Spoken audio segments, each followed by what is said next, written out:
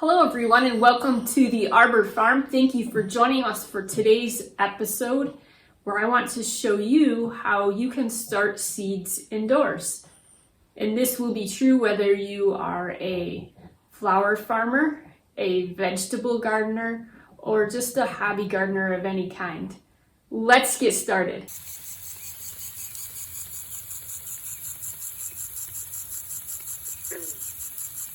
So what are some reasons that you might want to start your seeds indoors? There are three main reasons. Maybe the seed needs a controlled environment to get started, to give it a good burst at the beginning, to give it good growth. The second reason might be that you want to give an early start to the season. For example, if it's still cold in the region where you live, but you want to get some starters for your vegetable garden or your flower garden, and you can control the environment inside, but it's still freezing outside, that might be a reason. And then the third reason might be that you want to control seed distribution. So a lot of the seeds that we use for flower farming are very tiny, like even a grain of sand. And so rather than just scattering those out in the ground and hoping that something grows and that we don't weed them out, controlling them by starting them inside and then transplanting them out can be beneficial and a better use of our seed. All right, so now that we've established why you might want to start seeds inside and the benefits, you might be asking yourself, well, what seeds can I start inside? And there are some that do better by being started inside, and there are some that prefer to be direct seeded outside. And we like to go to the Johnny's website, or even we like to buy their seed packets. And no, they're not paying us to say this. We buy our own seeds from them. So on the back of the packet, you can see that it gives some information. And today I'm working with Feverfew. It's the Tetra White variety. And I'll show you, turn around my camera and show you what it says on the back of the packet. So on the back of my seed packet, you can see under culture here, that's what I'm going by. And transplanting Feverfew is the recommended way. It says to sow the seed 5 to 7 weeks before transplanting in the early spring or fall. And since we live in zone 6, we're gonna do it in the early spring so that it is guaranteed to live through the winter. And then it says it needs light to aid its germination. And so we are going to use the transplant method, since that is the recommended method.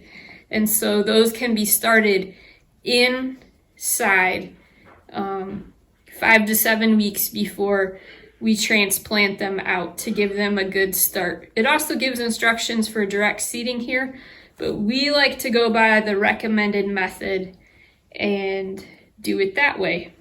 If you have a packet of seeds that you're wanting to plant and it's not a Johnny seed packet, for example, we were planting lavender yesterday and it's not Johnny's, it's just something that we had laying around that we picked up at the store at some point, and we thought we'd throw it in the ground. But you can see that their information on the back is not as detailed.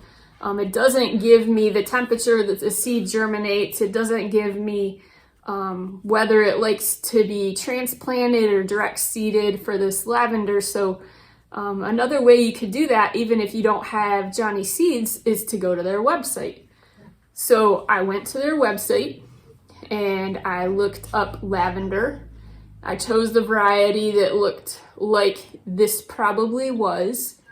And then I clicked on the growing information and it gives me the details then of how the seed likes to be started. So you can do that as well, even if you don't buy Johnny seeds. Use their website for the growing information and find everything that you need there for the type of seed or close to it for the variety that you want to start. Another question that you might be asking yourself is, when can I start my seed indoors? And that varies depending on a few factors. It varies depending on the weather. It varies depending on where you live, your last frost date, and it varies depending on the seed's preference. So back to my example of feverfew that I'm planting today. You might recall a few moments ago I read the back of the seed packet, and it says that it's a perennial that's tender, but in zones 5 to 9.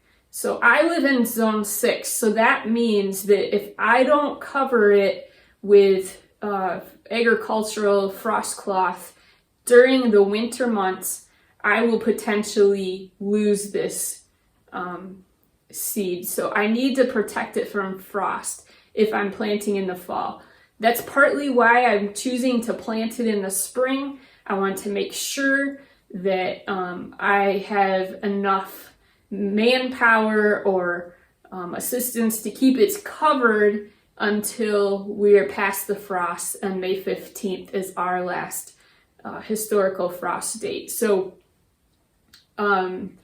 you'll want to follow guidelines such as that as to when you start your seed. And so this says 5 to 7 weeks before I'm transplanting out. So I intend to cover this with my frost cloth, my agricultural protection, and then I can start to plant my seeds 5 to 7 weeks before I want to plant those out. So for me, it's mid-February, and I can go ahead and get these seeds started so that they are a nice size, and then I can plant them out 5 to 7 weeks from now and protect them for a few weeks with that agricultural cloth that will keep them from dying. They just are not frost hardy plants. So you always want to look at the seed or go to the Johnny's website to get the information that you need for your particular seed to decide when is the best time to start it. Another question that you might ask yourself is, where should I start them indoors? Do I need heat mats and grow lights? Well, maybe, maybe not.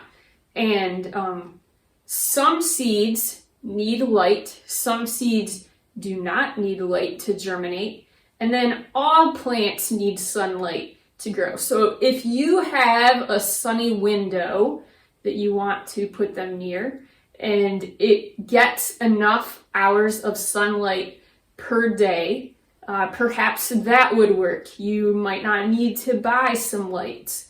And then to answer the question, do you need grow lights? Our answer is no. We use just cheap shop lights. You can get them at your home improvement store, or we get them online. I'll drop a link below to show you the ones that we bought so that you can get an idea. But it just needs to have enough lumens. These are just cheap LED shop lights that have enough lumens to help our plants grow.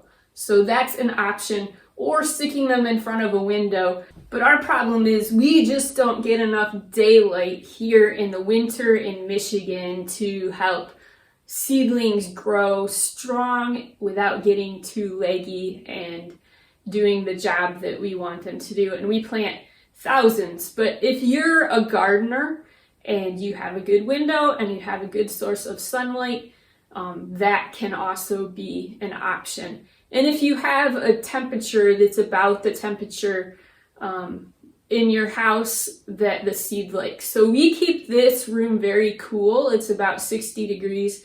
And we've added heat mats for those that on the back of the seed package say that they need germination at about 70 to 75 degrees. We have heat mats, and those raise the temperature of the soil that the seeds are germinating in about 10 degrees. So I will also drop a link to those below if you're not sure what kind of heat mat you want or might like to try, and you can give those a shot as well. The other thing is, you might be wondering if you need to learn how to do soil blocking. If you're interested in learning that, I'll drop a link below. We did soil blocking in our previous video and give our recipe and method, step-by-step process for how to do that if you're interested. But if you're not planting thousands of seeds, the main purpose for starting seeds and soil blocking would be, for example, I can fit 160 seeds in this tray, and it helps to save space for me. But if you're not doing that, we have found that just for gardening purposes, we always start our tomatoes in a clear plastic solo cup, and our peppers too. And put a little, whatever your favorite soil starting mix is, in the bottom of the cup. And then this allows light to penetrate through, and we sit it in a windowsill. And that has worked really well for us. It creates nice, strong plants that do well. You might be saying to yourself, I've started seeds indoors before, but they fail. What do I do if my seeds fail? Well, I've read in some of the forums, and they say that 99% of the time, when a seed does not germinate, it's user error. So we always recommend following those instructions that are on the back of the seed packet, because that is the tested way. The trials have been done, and the seed works best with the recommended method. And so look that up online if you don't have a packet that gives good details, and make sure you follow those instructions. That will give you by far the best results. So just back to soil blocking, you might be wondering, do I really need to use that? So the big thing is, it's a space saver for us if you're starting like us, thousands of baby plants.